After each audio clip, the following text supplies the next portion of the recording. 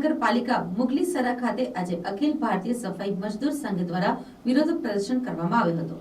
સંઘના સભ્યો દ્વારા અનોખી જ રીતે વિરોધ કરીને અધિકારીઓને કર્મચારીઓના પ્રશ્નો ઉકેલ લાવવા માટે રજૂઆત કરવામાં આવી હતી।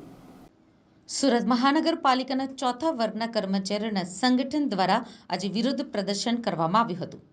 કર્મચારીઓએ કોન્ટ્રાક્ટ પ્રથાનો ઉગ્ર વિરોધ કર્યો છે। કોર્પોરેશનની બહાર જ રામધૂન કરીને શાસકોને સદબુદ્ધિ આવે તેવી પ્રાર્થના કરી હતી।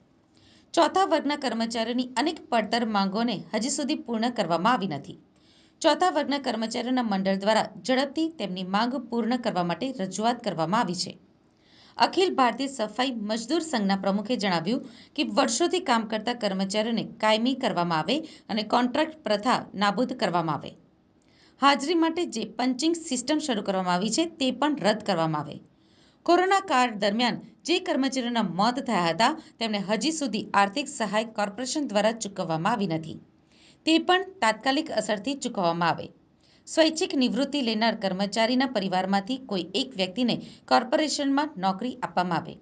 આવી કેટલીક અમારી પડતર માંગો છે, છતાં પણ શાસકો દ્વારા તેને સ્વીકારવામાં આવી નથી રહી, જેને કારણે આજે ધરણા કરીને રામધૂન ગાઈ શાસકો અને અધિકારીઓને સદબુદ્ધિ આવે તેના માટે કાર્યક્રમ કરવામાં આવ્યો છે। મારું નામ ધનજીભાઈ વિરાજ છે।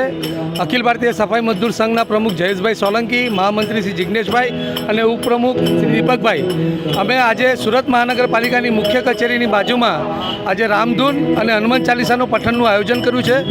સુરત મહાનગરપાલિકાના કર્મચારીઓના પ્રાણ પ્રશ્નો માટે સુરત મહાનગરપાલિકાના સત્તાધીશો અને અધિકારીઓને અમે વારંવાર લેખિતમાં રજૂઆત કરી હતી, પણ કોઈ પણ પ્રકારનો પ્રત્યુત્તર આપવામાં નથી આવ્યો કે કોઈ પણ પ્રકારનું એ લોકોના માટે સુખદ સમાધાન લાવવામાં આવ્યું નથી। જેથી આજરોજ તારીખ 21 જુલાઈ 2023ના રોજ અમે લોકોએ રામધૂન અને હનુમાન ચાલીસાનું પઠનનું આયોજન કર્યું છે કે આ સત્તાધીશો અને અધિકારીઓને સદબુદ્ધિ આપે અને કર્મચારીઓ જેઓ સુરત મહાનગરપાલિકાને સ્વસ્થ અને સુરત મહાનગરપાલિકાનો તમામ વહીવટ ચલાવે છે એની અંદર મૂળ હિસ્સો જે એના કર્મચારીઓ છે એ લોકોના હિતના પ્રશ્નો માટે એ લોકોને સદબુદ્ધિ મળે ને એ લોકોનું સુખદ સમાધાન આવે।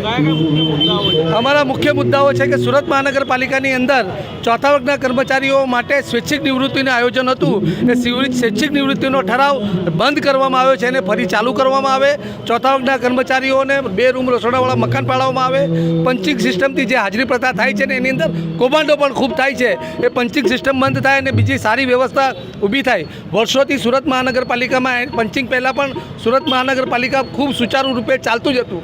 એ સાથે સાથે સુરત મહાનગરપાલિકામાં કોન્ટ્રાક્ટ પ્રથા બંધ થાય, જે લોકો કર્મચારીઓને છૂટા કરી દેવામાં આવ્યા છે એવા કર્મચારીઓને ફરીથી પાછા લેવામાં આવે અને સુરત મહાનગરપાલિકાના કર્મચારીઓ જે કોરોના કાળ દરમિયાન મૃત્યુ પામ્યા છે એ લોકોને આજ દિન સુધી આર્થિક સહાય આપવામાં નથી આવી, આ આર્થિક સહાય પણ આપવામાં આવે। હું જયેશ સોલંકી, અખિલ ભારતીય સફાઈ કામદાર મજદૂર સંઘના યુનિયનનો પ્રમુખ।